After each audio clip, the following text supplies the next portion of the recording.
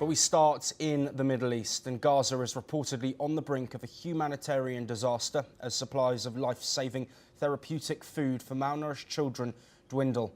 UNICEF warns that stocks of ready-to-use therapeutic food, a crucial treatment for severe acute malnutrition, could run out by mid-August. Over 20,000 cases have been reported since April, according to Gaza's health ministry. Salim Owais, spokesperson for UNICEF, raised the following points. Aid and humanitarian supplies inside the Gaza Strip are running out. UNICEF has already ran out of preventive nutritional supplies, and now we are facing a dire situation that we are running out of therapeutic supplies. We only have 3,000 cartons. That's equivalent of treating only 3,000 children, and that's really dangerous for children as they face hunger and malnutrition at the moment. UNICEF has seen significant increase in the rates of malnutrition among children. We've seen a higher number of admitted children to treatment in May, June, and now July.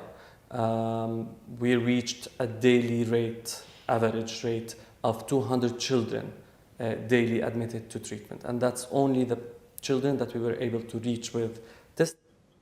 Well, this comes after a historic move as French President Emmanuel Macron announced that France will recognise a Palestinian state at the UN General Assembly in September, the first G7 nation to do so. The decision has been praised by Palestinian leaders, Saudi Arabia and Spain, who say it reinforces support for a two-state solution, though Israel and the US have condemned the move. Well, joining us to discuss the ongoing situation in Gaza, Dr. Pansara Amarasinghe from the Kotalawala Defence University, joining us live from Colombo in Sri Lanka. Dr. Amarasinghe, thank you for taking the time to speak with us. Let's first look at the situation on the ground. Warnings now being put out about the vital aid needed for malnourished children in order for them to potentially have their lives saved. Those numbers dwindling and concern is arising. What's your first opinion on those statements that we've heard and the significance of them in the face of wider issues around food and aid supplies?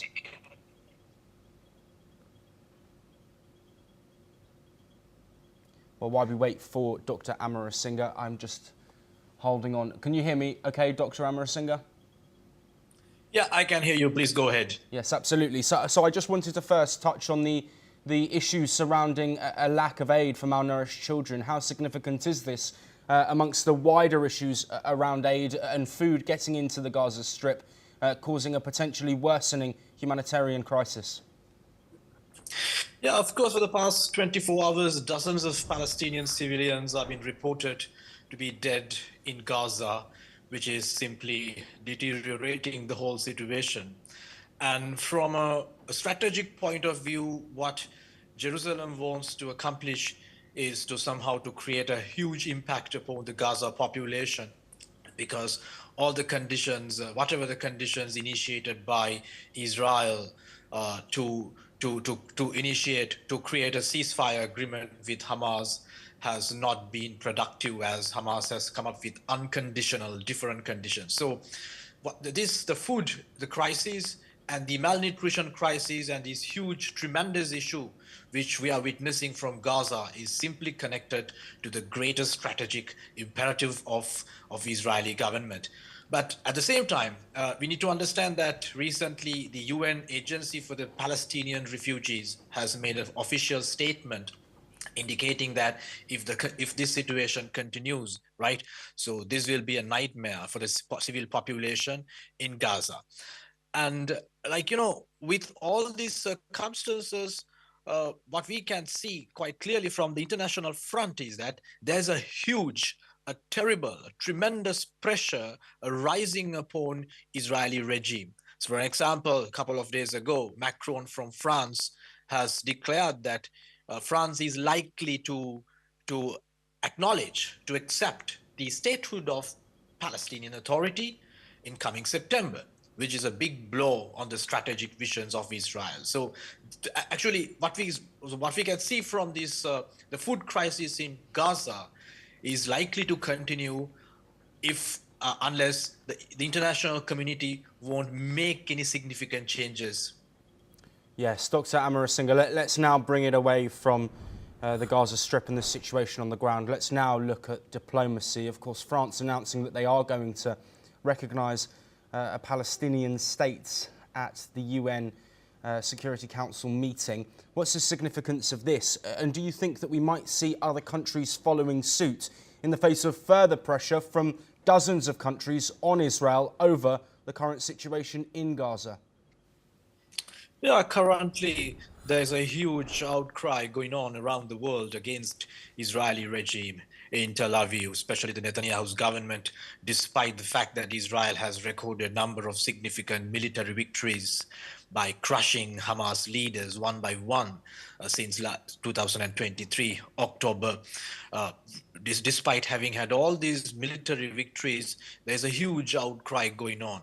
Especially, we must understand that the European Union leaders, the countries in European Union, think twice about continuing their free trade agreement with Israel. I think even in one of my previous statements, I mentioned that Netherlands last month considered, they thought twice of renewing the trade deal with Israel. So all in all, what we can see is that if this situation in Gaza goes to be volatile and turn towards the civilians, we can see a huge of the dissenting opinion coming mainly from the Western world, especially from Europe, and strategically. And traditionally, most of the European countries have been favorable allies to Israel since its inception, right? Even after the 7th of October massacre in 2023, their perceptions remain unchanged. They already accepted Israel's right for the self-defense. But what we are seeing at the moment is quite contrary to what they initially thought. The public opinion and the state opinion, the diplomatic opinion, is working against Israel instead of working in favor of them. Yes, Dr. Pansara Amarasinghe, thank you ever so much for taking the time to join us.